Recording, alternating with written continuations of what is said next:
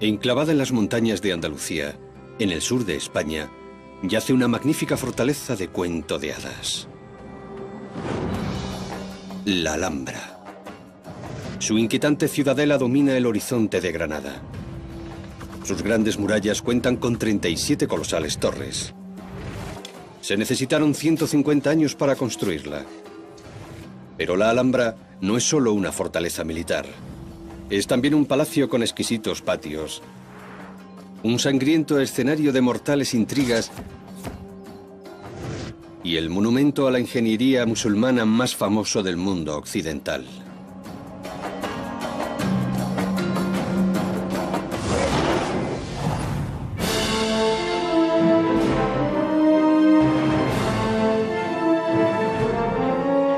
Antiguas superestructuras. La Alhambra. Granada, sur de España. En el siglo XIII, esta ciudad antigua estaba bajo dominio musulmán. Estaba ubicada en el punto en el que la gran llanura granadina se alza hasta alcanzar las montañas de Sierra Nevada. Custodiando este cruce se encuentra la magnífica fortaleza conocida como la Alhambra. Fue diseñada a modo de declaración militar del poder de los gobernantes hacia el exterior. Sin embargo, no es solo una fortaleza. Es también una espectacular red de palacios, cada uno de ellos diferente, construidos por una sucesión de sultanes a lo largo de 150 años. Cada nuevo gobernante ha de construir un nuevo palacio, porque si eres gobernante tienes que construir. Estos palacios están rodeados de un exquisito conjunto de jardines, regados por estanques y fuentes, alimentados por agua fresca de las montañas y dominados por una inquietante fortaleza diseñada para intimidar. A pesar de estas hermosas bravatas, la Alhambra no es un monumento triunfalista. Fue fruto del miedo. Año 1238 después de Cristo. El mundo musulmán lleva siendo atacado por los cruzados cristianos durante más de un siglo. El imperio musulmán, que lleva establecido 500 años en la península, retrocede ante la presión de los nuevos reinos del norte. La tendencia general era que las fuerzas cristianas empujaran hacia el sur. A principios del siglo XIII, el poder musulmán atraviesa un periodo de grave crisis. Para la doctora Amira Bennison, se trata de un punto de inflexión en la historia de la España musulmana. Se enfrentaron a la presión de Castilla y, posteriormente, de Aragón, en lo que hoy sería el este de España. El imperio se desmoronó, y es en este periodo en el que vemos a señores locales como Mohamed I, de la dinastía nazarí, comenzar a hacerse un hueco. Poco se sabe de Mohamed Ben Nazar antes de que entrara en Granada. Era solo uno de los muchos sultanes menores que combatían por los pedacitos del menguante imperio musulmán. Cuando Castilla avanzó sobre sus territorios del norte, él se dirigió al sur y se hizo con Granada en circunstancias envueltas en un velo de misterio. Fue un oportunista, por así decirlo, un emprendedor que aprovechó al máximo la coyuntura política de la época para intentar asegurarse la lealtad de varias ciudades, incluida Granada. Una vez allí, Mohamed asciende los escalones de madera que coronan Granada en busca de una ubicación para una fortaleza en la que pueda proteger a su familia, los nazaríes, del avance cristiano. Oye hablar de un fuerte, construido 100 años antes por una dinastía anterior, y asciende a la colina para investigar. Ante él, yace el viejo castillo árabe en el cerro de la Sabica, flanqueado por las montañas de Sierra Nevada. Es el emplazamiento perfecto para una fortaleza. En su mente, puede verla ascender ante él.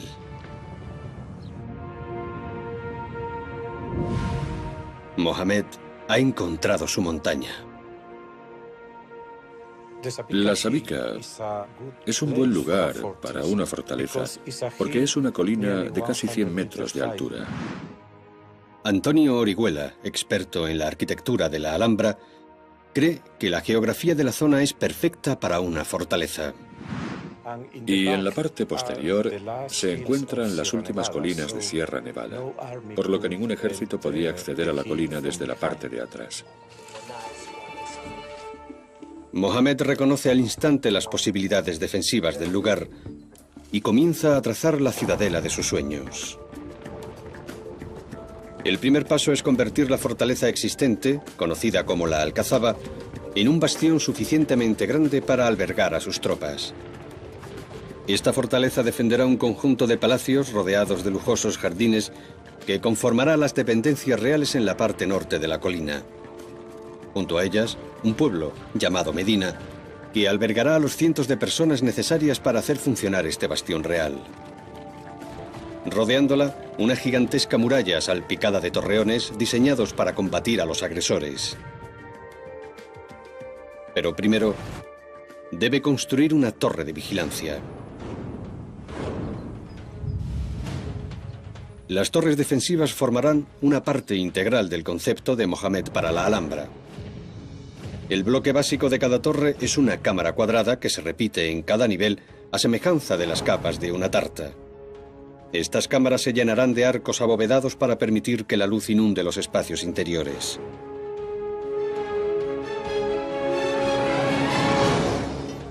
La primera torre que erigirá Mohamed será la Torre de la Vela, que servirá de reloj a los habitantes del lugar. Este inquietante gigante es lo más grande que Granada ha visto jamás. Y envía un mensaje tanto a musulmanes como a cristianos. Era una declaración para el pueblo de Granada. Los soberanos nazaríes intentaban decir: podemos defenderos, pero recordad que somos vuestros gobernantes, somos poderosos y vosotros sois nuestros súbditos. Esta torre de vigilancia debe ser, por tanto, suficientemente sólida para resistir cualquier ataque mientras se construye el resto de la Alhambra. Para ello, Mohamed quiere que se encuentre en el extremo oeste de la Sabica, donde servirá de puntal de su nueva fortaleza. Aquí, dominando la llanura granadina, estará rodeada de empinadas pendientes por los tres lados, que la protegerán de posibles ataques. Construir una enorme torre sobre un precipicio utilizando únicamente herramientas primitivas no será fácil. Pero la solución a sus problemas yace justo debajo de sus pies. La fortaleza se está construyendo prácticamente sobre un barranco, ideal para su defensa. Un gigantesco corte en esta abrupta pendiente revela la increíble sustancia que hizo posible la Alhambra. Debajo de la Torre de la Vela, el ingeniero de caminos Ed McCann investiga una veta de esta roca roja. Uno de los secretos de la construcción de ese lugar es este material. Es el famoso conglomerado de la Alhambra, una mezcla de arcilla, arena y piedra. Si coges un puñado de este material y lo mojas, la arcilla comienza a pegarse, de tal modo que es posible moldearlo. Así que utilizaron esto para hacer eso. De este modo, los obreros disponen in situ de una fuente accesible de materiales que les permitirá acelerar las obras y mantenerse cerca de la fortaleza que están construyendo. Su color da asimismo nombre a este bastión, la Madinat al-Hamra, que significa ciudad roja. Este increíble antecesor del cemento permite a los obreros colocar una sólida base de hormigón para la gran torre de vigilancia sin necesidad de extraer y transportar enormes cantidades de piedra. Sin embargo, el diseño del edificio presenta un grave defecto. El núcleo de la torre se sustenta sobre hileras de arcos que han de soportar todo el peso de la construcción. En mitad de las obras, los trabajadores se dan cuenta de que los arcos no son suficientemente sólidos para soportar la carga. La primera torre de Mohamed podría derrumbarse en cualquier momento.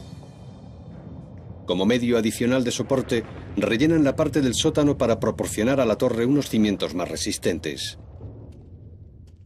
Pero estas reparaciones precipitadas no logran resolver el problema. La fortaleza de Mohamed corre el peligro de venirse abajo.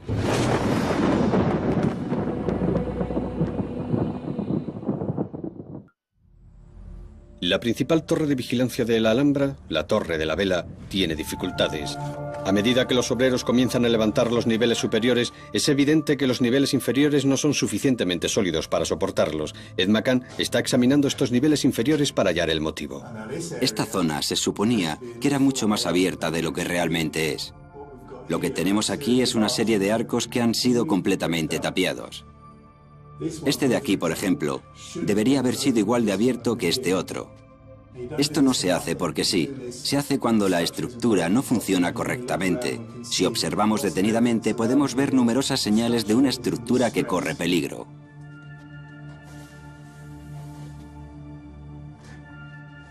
Aquí lo vemos.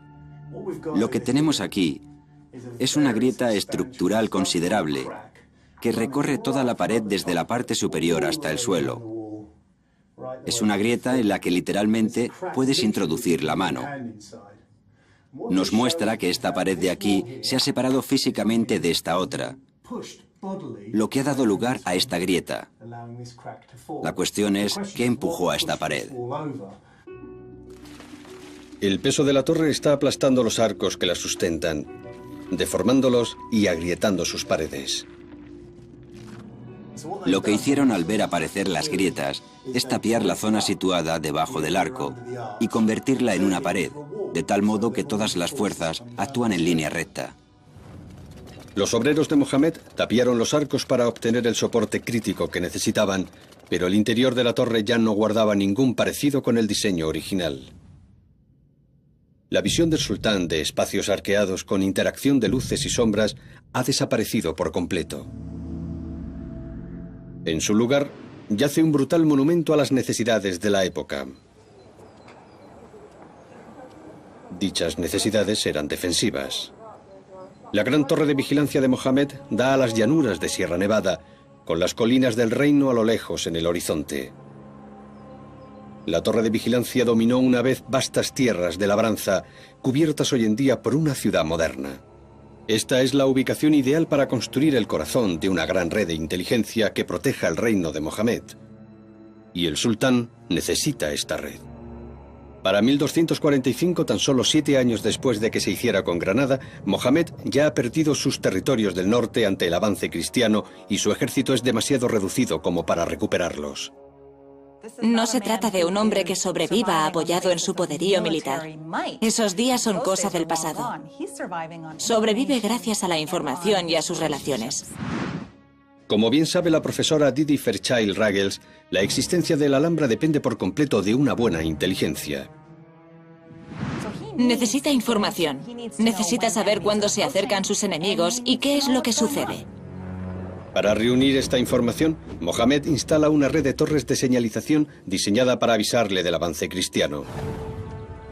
Esta red de fuertes recibía el nombre de talias.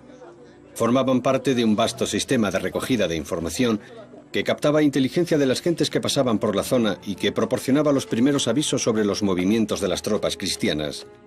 Las señales que advertían de ataques inminentes se transmitían desde lo alto de la torre mediante espejos especiales, humo o fuego.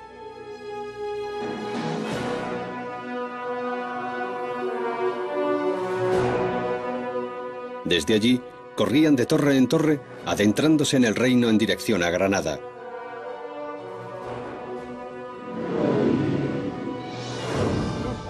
Hasta llegar a la azotea de la torre de vigilancia de la Alhambra, donde avisaban al sultán de la inminencia del ataque.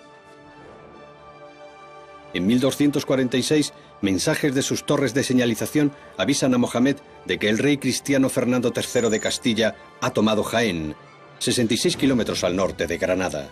Es un duro golpe. Mohamed se da cuenta de que no puede detener el avance castellano. Necesita más tiempo para completar su fortaleza. Así que llega a un acuerdo con Fernando. A cambio de garantías de su propia autonomía, Mohamed no solo renuncia a Jaén, sino que ayuda a Fernando a tomar Sevilla. Es una jugada inteligente, pero también un reconocimiento de su debilidad. Mucha gente se escandalizó de que hubiese abandonado Jaén. Su objetivo era proteger la ciudad de Granada y estimó que este era el precio que había que pagar para proteger el enclave que había creado. Mohamed es consciente de que la precaria tregua podría fracasar en cualquier momento. Quiere cerciorarse lo antes posible de que su ciudadela es segura. Para ello, debe finalizar la fortaleza de la Alcazaba, que albergará a las tropas que custodiarán la Alhambra. El plan es construir un castillo triangular asegurado con 3 torres. Desde aquí, una torre de entrada en la parte posterior permitirá acceder al resto de la Alhambra. Usando el conglomerado natural de la Alhambra, los obreros utilizan moldes para levantar las murallas de 3 metros de grosor. La clave del conglomerado es la facilidad con la que permite construir. Esta muralla muestra exactamente cómo lo hicieron. En esencia, lo que haces es fabricar tu propio molde. Tenemos 2 grandes paneles unidos entre sí mediante una serie de postes de madera. Aquí podemos apreciar dónde irían los postes. Colocas los postes, insertas los paneles de madera, los unes y viertes el conglomerado y un poco de agua. Lo aplastas mediante golpes, haciendo que se junten las partículas del conglomerado en una mezcla realmente homogénea parecida al hormigón. Dejan que se seque la capa para posteriormente subirse sobre ella y repetir el proceso. Pero los ingenieros saben que este método de construcción tiene un importante inconveniente. El agua y el viento desgastan este material. Aquí vemos una superficie erosionada que ha perdido su solidez a lo largo de los años. Para evitar que sucediera, lo que hicieron fue aplicar un estuco de cal y arena, que es el acabado que tenemos aquí. Así que se trata básicamente de arena mezclada con cal y un poco de agua, aplicada como si fuese yeso. Es una solución mucho mejor contra el agua, así el trabajo ya estaría acabado. De este modo, las murallas y los edificios que componían la alcazaba podían erigirse de forma rápida y eficaz bajo la sombra defensiva de la Torre de la Vela. Desde lo alto de esta torre aún se puede ver la planta de los edificios que otrora llenaron la alcazaba. Este próspero pueblo en miniatura albergaba a las tropas que protegían al sultán y a las gentes que se ocupaban de él. La calle central del corazón de la alcazaba tenía 5 almacenes y 13 casas privadas. Una curtiduría, hornos, bodegas y una panadería para satisfacer las necesidades de sus habitantes. La alcazaba está repleta de vida. Sobre ella se alzan las grandes torres defensivas que dominan la fortaleza.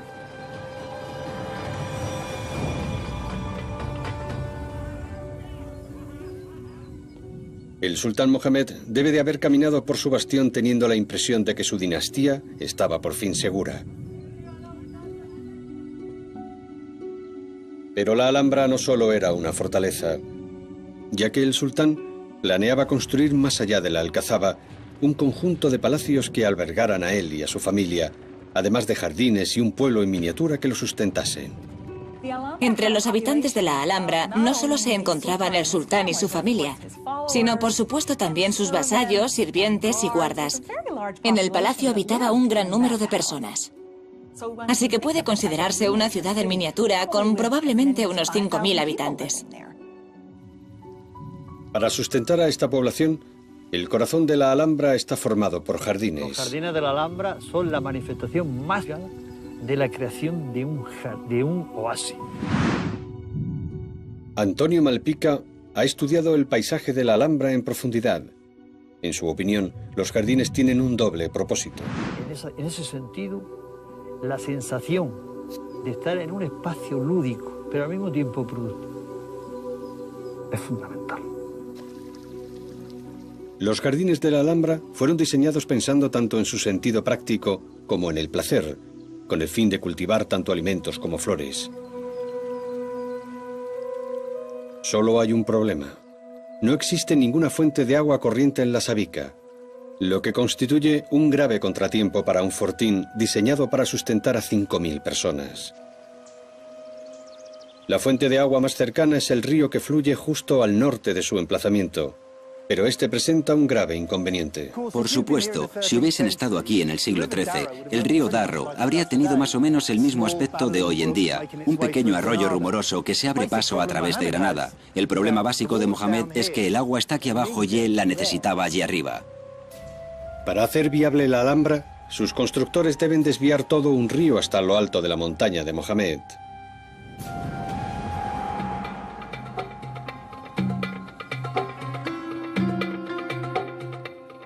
Hacer que un río fluya hasta lo alto de la Alhambra supone un enorme desafío.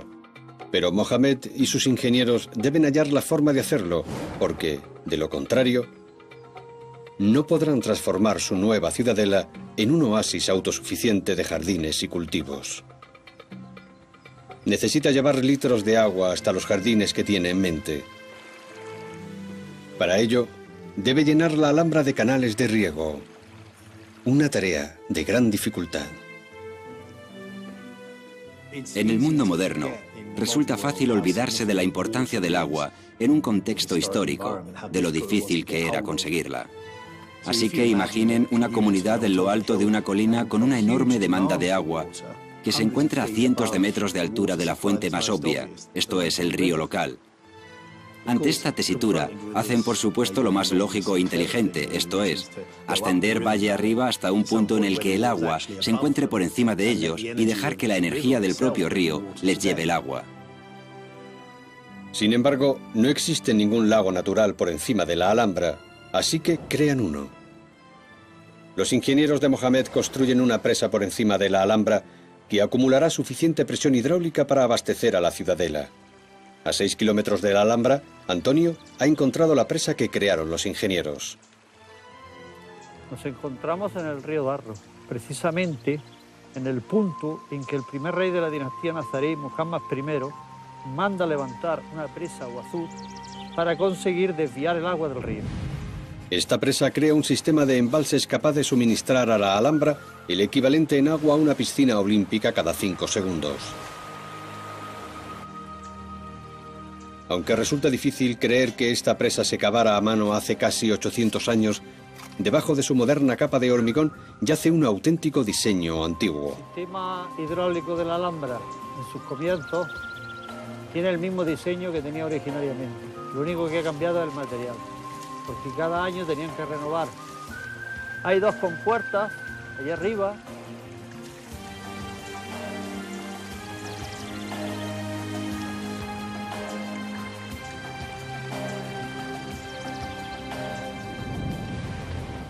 El agua procedente de este embalse fluye por un canal revestido de ladrillos conocido como acequia por los musulmanes.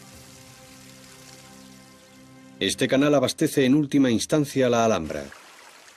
Pero desviar el río Darro es solo el comienzo de un colosal proyecto. Los obreros del canal todavía deberán superar un gran obstáculo. La conduce por la orilla derecha. El embalse se encuentra en un valle situado entre 3 colinas. Así que para llegar hasta la Alhambra, los ingenieros de Mohamed deben construir un canal de 6 kilómetros de longitud que sortee las colinas que se encuentran por encima de la fortaleza. Este canal debe transportar el equivalente diario a 7.000 piscinas olímpicas para sustentar a la creciente población de la Alhambra, algo que solo será posible si el agua fluye colina abajo con una pendiente constante. Pero ¿cómo lo lograrán con una colina en su camino? Su solución es audaz. En lugar de sortear la colina por la superficie, deciden atravesarla. Los obreros cavan un túnel de 1 metro de ancho y 2 de alto a través de la ladera en dirección a la Alhambra. La estabilidad natural del conglomerado garantiza que no exista riesgo de derrumbe. Debe de haberles llevado meses cavar un canal hasta la colina situada junto a la Alhambra, el Generalife. Pero aún persiste un gran problema que ha de resolverse. El Generalife yace en una colina completamente diferente a la Alhambra. Los ingenieros de Mohamed deben hallar el modo de transportar el agua de un lado a otro.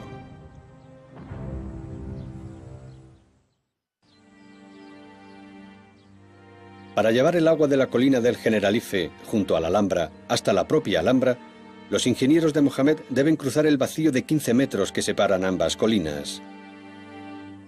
¿La solución? Un acueducto. Y aquí es donde el agua del río Darro llega a la Alhambra. Cruza por aquí y antiguamente solía recorrer la acequia real, que era un canal que la transportaba hasta el corazón de la Alhambra. La acequia real constituía la fuente de vida de la ciudadela. Desde ella, el agua fluía a toda la Alhambra. Proporcionaba agua corriente al pueblo y abastecía a la multitud de ornamentos acuáticos de los jardines de los sultanes. Estos jardines estaban diseñados para simbolizar el reino de Granada, del que los sultanes eran gobernantes. Los jardines tenían asimismo una función práctica. Estaban diseñados para crear un oasis en medio del calor del sol granadino. El Islam tuvo su origen en el desierto, en un entorno en el que el agua escaseaba. De ahí que la capacidad para proporcionar agua y hacer que ésta fluya es por lógica algo extremadamente deseable. De hecho, es más que deseable. Es de crucial importancia. El agua en movimiento es muy importante desde la óptica musulmana, ya que es necesaria para celebrar los ritos de ablución.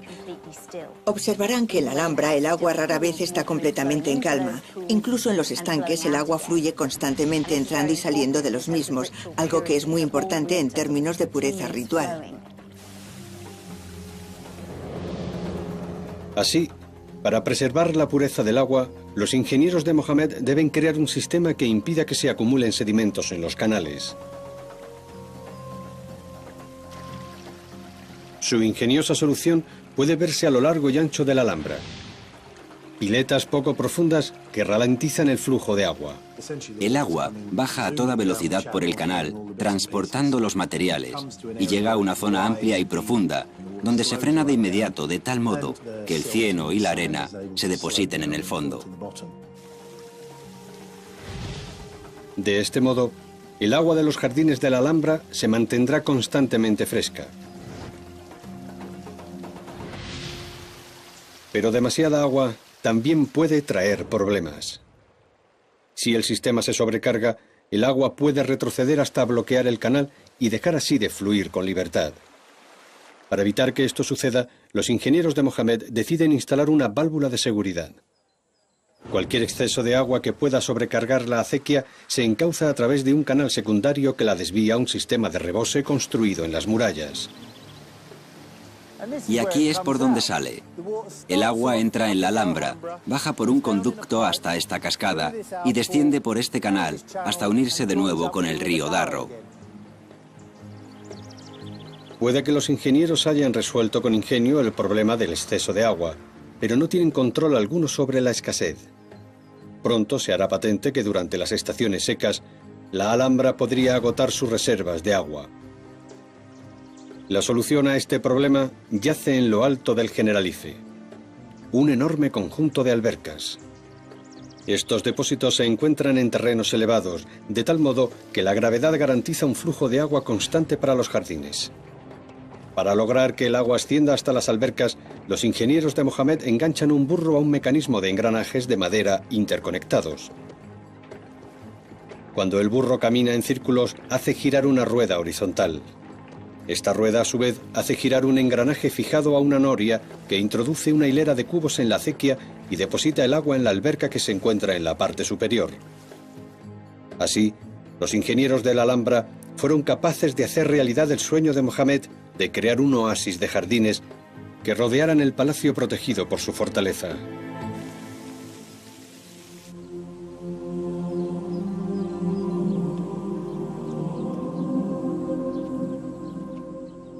Sin embargo, Mohammed no verá su sueño llegar a buen puerto. El sultán muere en 1273, antes de que esté completada la obra de su vida.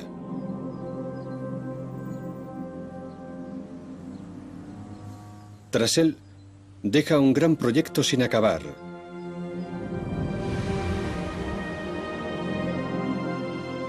El principal motivo de que construyera una fortaleza.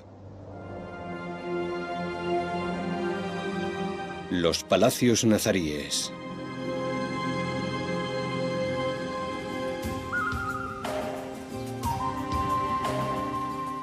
Este es el corazón de la Alhambra.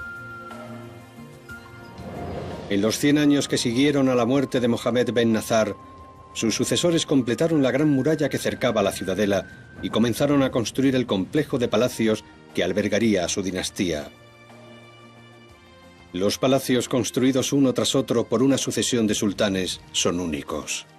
Cada gobernante tendía a construir un nuevo palacio o al menos a renovar palacios ya existentes para dejar su impronta. Así que tenemos una secuencia de diferentes edificios que de forma gradual van llenando el espacio y crean toda una red de palacios dentro del propio complejo de la Alhambra. Juntos, estos palacios forman uno de los complejos todavía en pie más impresionantes de Europa. Y para protegerlos es para lo que se diseñó la Alhambra. Sin embargo, hay un palacio en concreto diseñado no solo para proteger, sino también para intimidar. Año 1333, un siglo después de su construcción, Yusuf I accede al trono de la Alhambra. Yusuf hereda el manto de sultán en un punto clave del conflicto con los cristianos de Castilla, que ocupan gran parte de la península. El reinado de Yusuf I a principios del siglo XIV viene a ser el primer momento clave del reino. Yusuf I se alía con la dinastía de los benimerines del norte de África y parece mantener su poderío frente a los reinos cristianos del norte. Junto con sus nuevos aliados, los benimerines, Yusuf lanza un ataque en territorio castellano en un intento por recuperar parte de las tierras que sus antepasados habían perdido. Sin embargo, la supremacía de Granada fue efímera. Tan solo 7 años después, el rey Alfonso XI de Castilla venció a los musulmanes en la batalla del Salado y expulsó a los benimerines para siempre de la península. He aquí una posible explicación a la última acción del reinado de Yusuf: construir la torre defensiva más grande en la muralla norte, la Torre de Comares. Esta enorme torre, que se eleva hasta los 45 metros de altura, forma el eje central del nuevo palacio que Yusuf decide construir.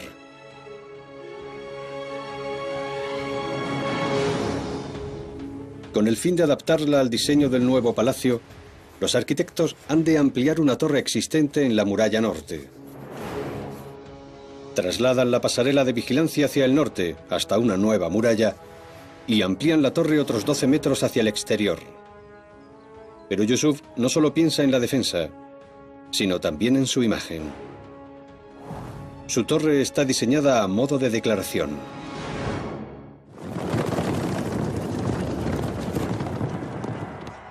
Yusuf I acaba de sufrir una dolorosa derrota, por lo que decide construir un monumento que refuerce su poder e invulnerabilidad a los ojos de su pueblo.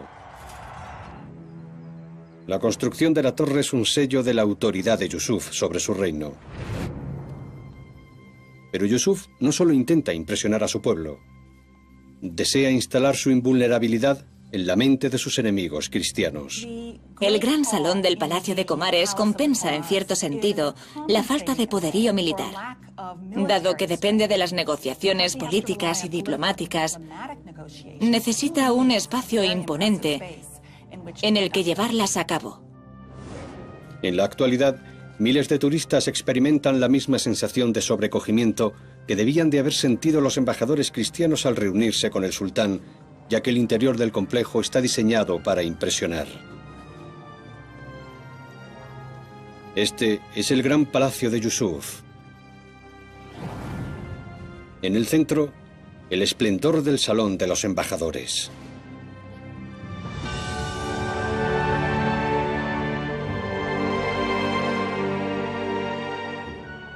Todo en esta sobrecogedora estancia está diseñado para impresionar.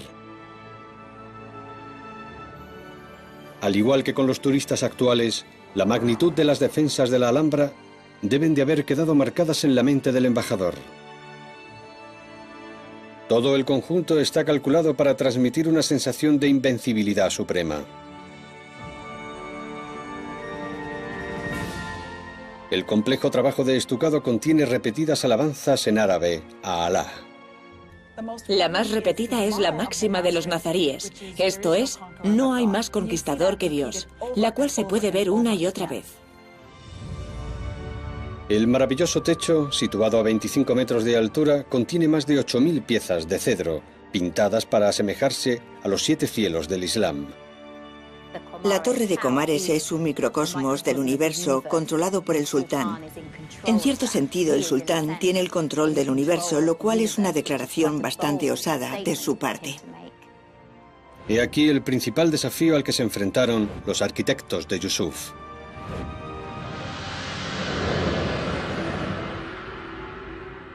Tenían que intimidar a cualquier embajador que entrara en la sala con el poder y la presencia del sultán. Para ello, necesitaban centrar toda la atención de la sala en el trono del sultán. Es una asombrosa manipulación del espacio para enfatizar el hecho de que Yusuf I es un gobernante de importancia y poder que tiene el control de su reino. Para ello, los arquitectos de la Alhambra solo pueden recurrir a una cosa: las matemáticas.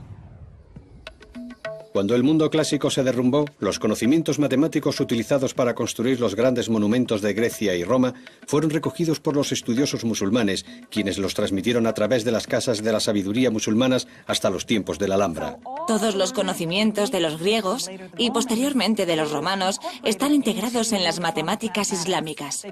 No las rechazan porque no amenazan su religión. Así que no solo heredan este legado clásico de las matemáticas, sino que lo mejoran. Los arquitectos hispano-musulmanes utilizaban una unidad de medida heredada de la arquitectura clásica llamada codo árabe de Omar. Esta unidad de medida, que equivalía a 62 centímetros, es en la que se basa prácticamente todo el conjunto de la Alhambra.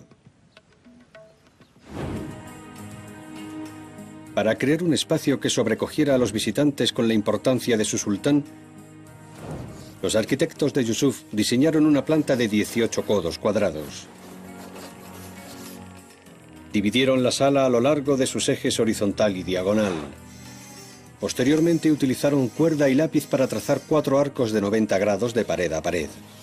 Trazaron una línea recta entre los extremos de estos arcos para crear un octágono que, a su vez, permitió crear un cuadrado más grande situado en diagonal con respecto al original y que marca la ubicación de las ventanas centrales de la entrada.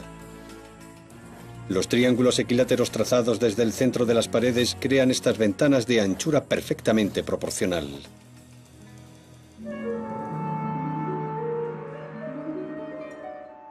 Debía de ser una experiencia muy intimidante acceder al salón de los embajadores y ver al sultán colocado en la parte central, imponiéndose sobre el espacio, y detrás de él las vistas de su ciudad y de Granada, pero también de todo su territorio. Debía de ser muy imponente, todo estaba calculado para intimidar. Imponente, tanto desde el interior como desde el exterior, la torre parece haber logrado su propósito. Nadie osaba atacar la Alhambra cuando Yusuf se encontraba en su trono. De hecho, la caída de Yusuf tendría un origen completamente inesperado. Dicen que la belleza trae consigo dolor. Antes de que la Alhambra pudiera realmente florecer, sufriría uno de los acontecimientos más traumáticos de su historia.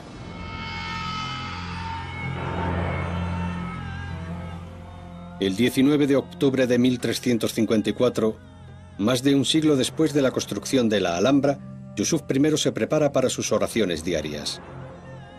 Mientras reza, es atacado por un esclavo trastornado que lo apuñala.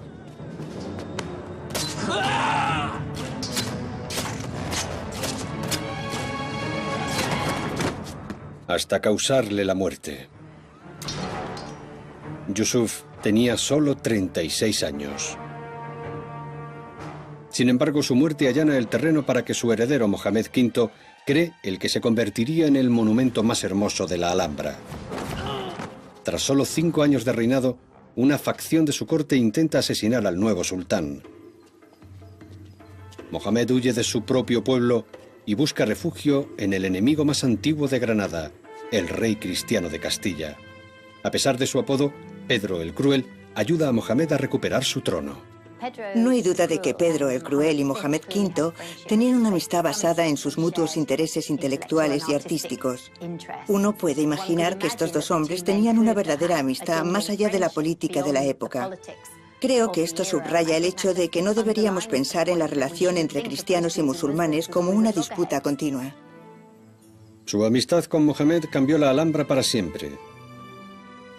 Al igual que muchos reyes españoles, la belleza de la arquitectura musulmana causó gran impresión en Pedro. Así que cuando decidió construir un nuevo palacio en Sevilla, lo hizo siguiendo el patrón musulmán. Finalmente, Mohamed vuelve a Granada y recupera su trono, tras pasar varios años en compañía de otro gran aficionado a la arquitectura.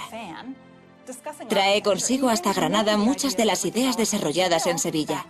Esto es muy interesante porque implica que el edificio que consideramos referente de la arquitectura islámica en España tiene una deuda con un palacio cristiano de Sevilla.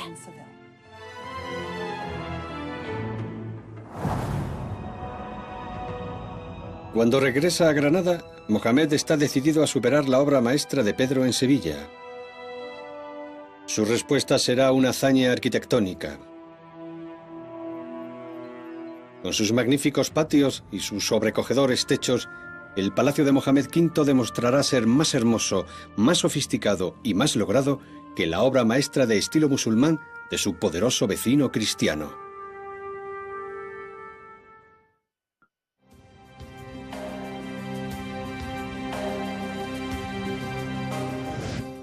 Bajo el reinado de Mohamed V, la tradicional rivalidad entre Granada y Castilla toma un curso radicalmente distinto. Gracias a su amistad con Pedro de Castilla, la confrontación militar se transforma en una competición artística. Mohamed encarga la construcción del Palacio y el Patio de los Leones, que intenta emular y superar la belleza del Palacio sevillano de Pedro. Representa un patrón diferente de palacio, más logrado que el resto, porque tiene al mismo tiempo influencias de la arquitectura islámica y cristiana. El Patio de los Leones es para mucha gente el referente de la arquitectura nazarí y el referente de la arquitectura islámica en España. Es complejo desde un punto de vista espacial, lujoso, refinado, e integra todo esto en un exquisito espacio. He aquí la joya de la corona de la Alhambra, construida siguiendo un conjunto de rectángulos relacionados entre sí. Una vez más, los arquitectos de Mohamed utilizan de forma genial la geometría. Al observar la fachada, vemos que se utiliza la anchura de la base para formar un cuadrado, que define el siguiente nivel superior. Después, tomamos la diagonal de dicho cuadrado y la desplazamos hasta la vertical. El punto en el que el extremo de la diagonal se cruza con la vertical se convierte en el siguiente piso. A continuación hacemos exactamente lo mismo con la diagonal de este vértice. El resultado es una relación muy precisa entre la altura de un piso y la del siguiente, de acuerdo con las reglas de los griegos. Esto nos parece que está bien debido a que nuestro sentido de la belleza está definido por la influencia de la arquitectura griega. Observamos los edificios griegos y nos gustan porque los percibimos como obras hermosas. A pesar de estas influencias occidentales, el Palacio de los Leones sigue siendo un edificio eminentemente oriental. Cuando lo observamos hoy en día, no vemos cómo era en realidad. Los 4 cuadrantes que rodean la fuente central eran parterres hundidos. Los parterres estaban rodeados de los salones de las mujeres del sultán, que dominaban el jardín central. La gente que se sentaba en cojines o alfombras en los extremos del patio únicamente podía ver la parte superior de los árboles y arbustos. Estas salas contienen el tesoro más espectacular del palacio, una exquisita forma de decoración conocida como mocárabes. Es completamente único en el Islam. Es difícil explicar de dónde procede. Es incluso difícil entenderlo cuando lo observas. Es tan deslumbrante que confunde los sentidos. Tienes la sensación de que es etéreo, de que casi no está allí. Casi parece que se mueve según lo miras debido a la interacción de la luz y la sombra en estos pequeños elementos similares a estalactitas. De nuevo, son las matemáticas las que crean esta sorprendente complejidad. El patrón posee una geometría exacta que utiliza triángulos y bloques rectangulares para crear estos efectos. La variedad de cortes del enlucido crea diferentes formas geométricas, llamadas adarajas, que se fijan a la pared del edificio mediante arcilla, listas para pintarse. El enlucido es muy complejo, no solo debido al constante juego de lo sólido y lo vacío, sino también por su color original. Eran de un rojo y un azul muy vivos, por lo que debía de ser una experiencia vibrante. Los pintores utilizaron pigmentos exóticos, entre ellos la azurita azul, extraída del lapislázuli de Afganistán, que costaba tanto como el oro. Es como si se hubiesen modificado por completo las reglas de la existencia, ya que en lo alto se encuentra esta bóveda que no puedes comprender. No es posible comprender cuáles son las dimensiones del espacio. No hay un punto fijo en el que poder centrar la mirada. Es una extraordinaria experiencia sensorial.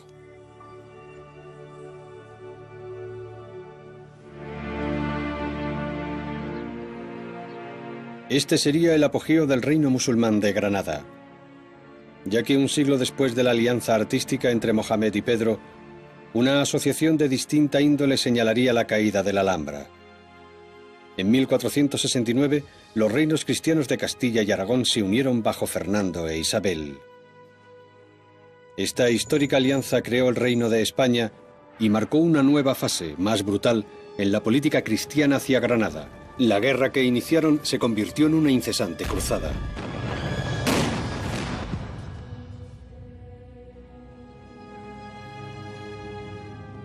El día de Año Nuevo de 1492, tras 10 largos años de guerras, Granada, el último bastión musulmán en España, finalmente capituló ante los cristianos.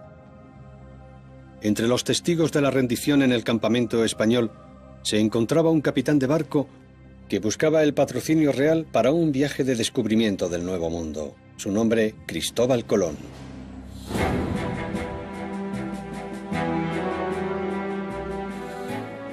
Los nuevos señores católicos de la Alhambra no tardarían en dejar su impronta en el complejo.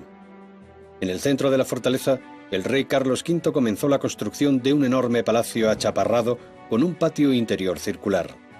El edificio crea un marcado contraste con la arquitectura de sus predecesores nazaríes. Sin embargo, nada puede restarle méritos a su exquisita belleza. En comparación con los fríos y húmedos palacios de piedra de Europa, la Alhambra es otro mundo. No es extraño que quisieran conquistarla. Era totalmente hermosa y distinta de cualquier cosa que existiera en Europa en esa época. Primero fue una fortaleza, después un palacio, y ahora es un lugar de asombro para turistas de todo el mundo. La Alhambra sigue siendo hoy en día un testamento de la genialidad y la belleza del arte y el diseño musulmán.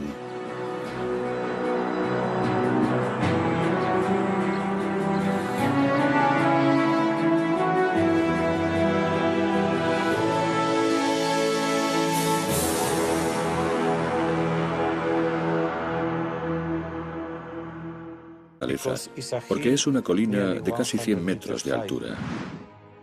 Antonio Orihuela, experto en la arquitectura de la Alhambra, cree que la geografía de la zona es perfecta para una fortaleza. Y en la parte posterior se encuentran las últimas colinas de Sierra Nevada, por lo que ningún ejército podía acceder a la colina desde la parte de atrás. Mohamed reconoce al instante las posibilidades defensivas del lugar y comienza a trazar la ciudadela de sus sueños.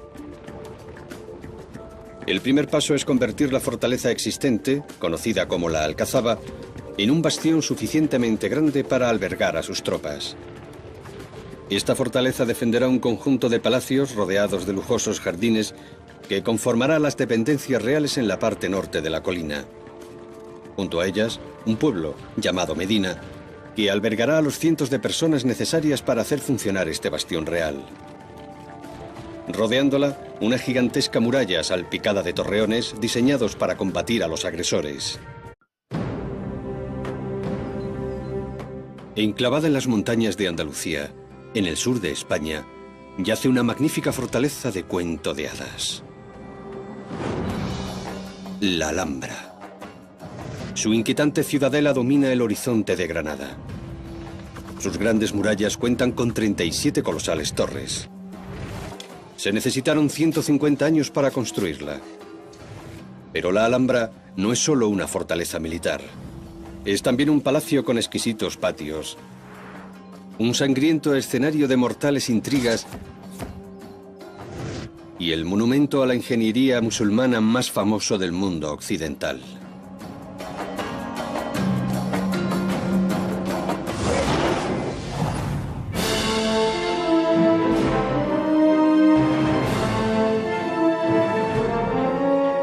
Antiguas superestructuras.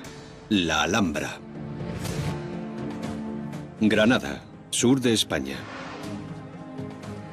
En el siglo XIII, esta ciudad antigua estaba bajo dominio musulmán. Estaba ubicada en el punto en el que la gran llanura granadina se alza hasta alcanzar las montañas de Sierra Nevada. Custodiando este cruce se encuentra la magnífica fortaleza conocida como la Alhambra. Fue diseñada a modo de declaración militar del poder de los gobernantes hacia el exterior. Sin embargo, no es solo una fortaleza.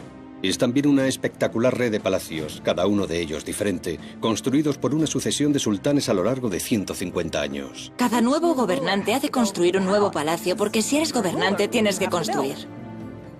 Estos palacios están rodeados de un exquisito conjunto de jardines, regados por estanques y fuentes, alimentados por agua fresca de las montañas y dominados por una inquietante fortaleza diseñada para intimidar.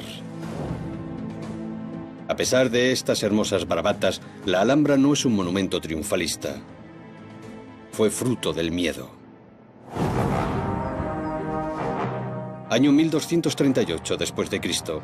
El mundo musulmán lleva siendo atacado por los cruzados cristianos durante más de un siglo. El imperio musulmán, que lleva establecido 500 años en la península, retrocede ante la presión de los nuevos reinos del norte. La tendencia general era que las fuerzas cristianas empujaran hacia el sur. A principios del siglo XIII, el poder musulmán atraviesa un periodo de grave crisis. Para la doctora Amira Bennison, se trata de un punto de inflexión en la historia de la España musulmana.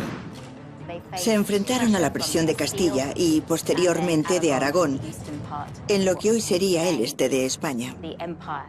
El imperio se desmoronó, y es en este periodo en el que vemos a señores locales como Mohamed I, de la dinastía nazarí, comenzar a hacerse un hueco. Poco se sabe de Mohamed Ben Nazar antes de que entrara en Granada.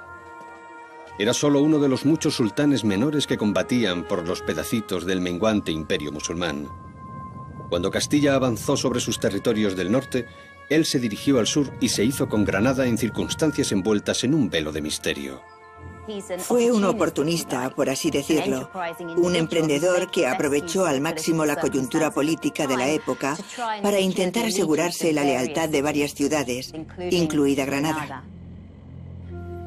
Una vez allí, Mohamed asciende los escalones de madera que coronan Granada en busca de una ubicación para una fortaleza en la que pueda proteger a su familia, los nazaríes, del avance cristiano. Oye hablar de un fuerte construido 100 años antes por una dinastía anterior y asciende a la colina para investigar. Ante él yace el viejo castillo árabe en el cerro de la Sabica, flanqueado por las montañas de Sierra Nevada. Es el emplazamiento perfecto para una fortaleza. En su mente, puede verla ascender ante él.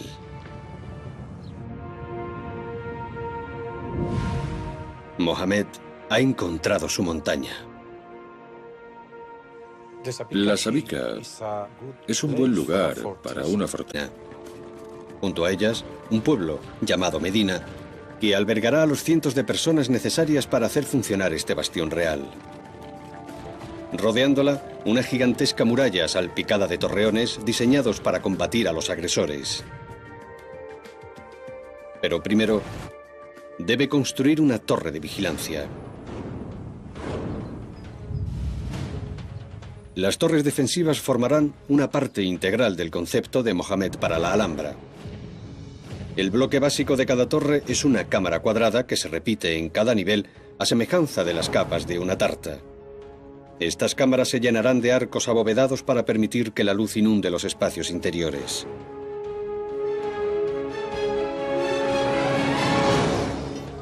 La primera torre que erigirá Mohamed será la Torre de la Vela, que servirá de reloj a los habitantes del lugar. Este inquietante gigante es lo más grande que Granada ha visto jamás. Y envía un mensaje tanto a musulmanes como a cristianos. Era una declaración para el pueblo de Granada. Los soberanos nazaríes intentaban decir: podemos defenderos, pero recordad que somos vuestros gobernantes, somos poderosos y vosotros sois nuestros súbditos. Esta torre de vigilancia debe ser, por tanto, suficientemente sólida para resistir cualquier ataque mientras se construye el resto de la Alhambra. Para ello, Mohamed quiere que se encuentre en el extremo oeste de la Sabica, donde servirá de puntal de su nueva fortaleza. Aquí, dominando la llanura granadina, estará rodeada de empinadas pendientes por los tres lados. Los palacios están rodeados de un exquisito conjunto de jardines, regados por estanques y fuentes, alimentados por agua fresca de las montañas y dominados por una inquietante fortaleza diseñada para intimidar. A pesar de estas hermosas bravatas, la Alhambra no es un monumento triunfalista.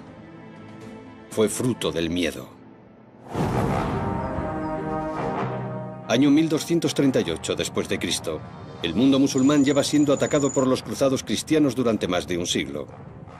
El imperio musulmán, que lleva establecido 500 años en la península, retrocede ante la presión de los nuevos reinos del norte.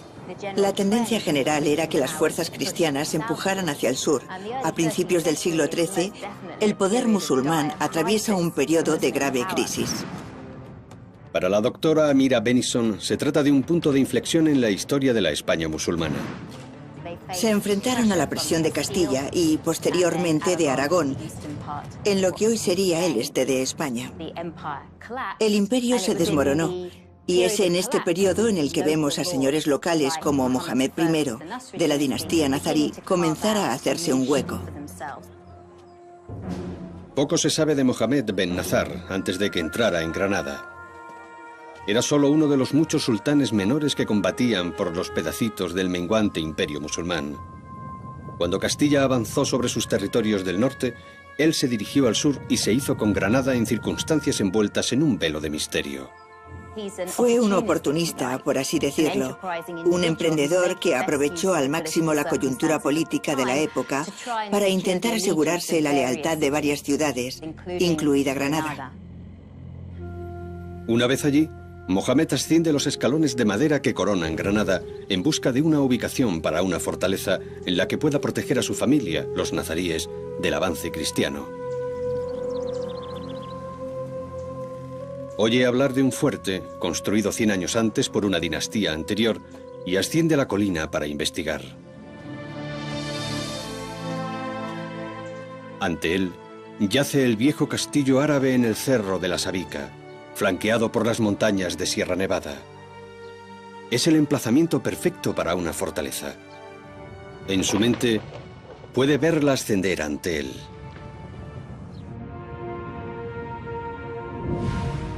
Mohamed ha encontrado su montaña. La Sabica es un buen lugar para una fortaleza, porque es una colina de casi 100 metros de altura. Antonio Orihuela, experto en la arquitectura de la Alhambra, cree que la geografía de la zona es perfecta para una fortaleza. Y en la parte posterior se encuentran las últimas colinas de Sierra Nevada, por lo que ningún ejército podía acceder a la colina desde la parte de atrás.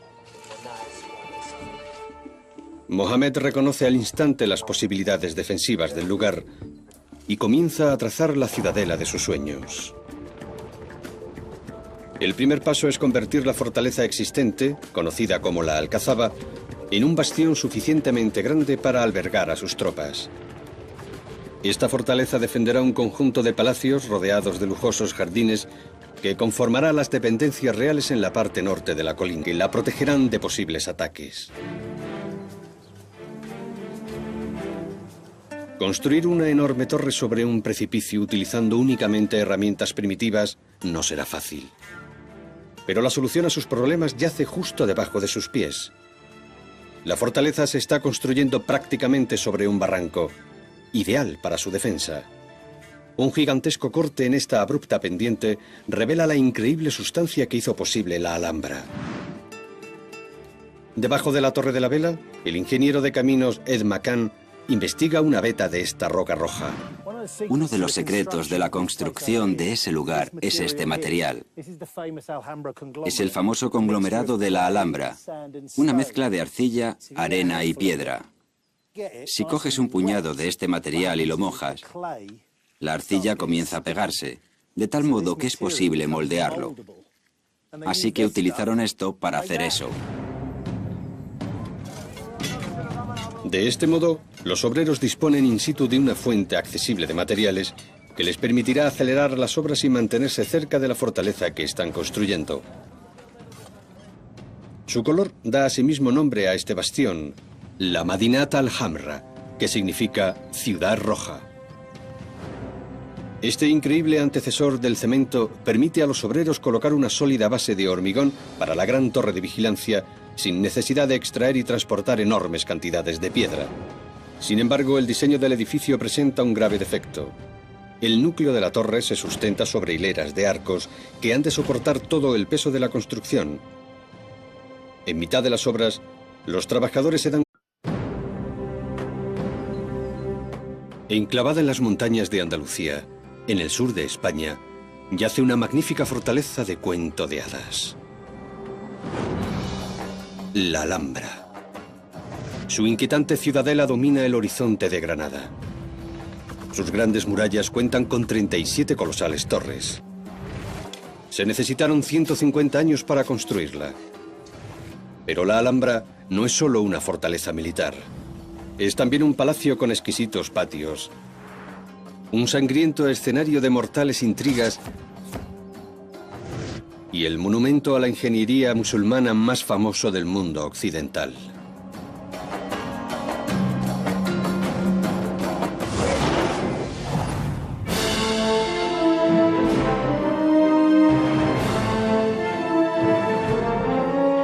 Antiguas superestructuras. La Alhambra. Granada, sur de España. En el siglo XIII, esta ciudad antigua estaba bajo dominio musulmán. Estaba ubicada en el punto en el que la gran llanura granadina se alza hasta alcanzar las montañas de Sierra Nevada. Custodiando este cruce se encuentra la magnífica fortaleza conocida como la Alhambra. Fue diseñada a modo de declaración militar del poder de los gobernantes hacia el exterior. Sin embargo, no es solo una fortaleza. Es también una espectacular red de palacios, cada uno de ellos diferente, construidos por una sucesión de sultanes a lo largo de 150 años. Cada nuevo gobernante ha de construir un nuevo palacio porque si eres gobernante tienes que construir.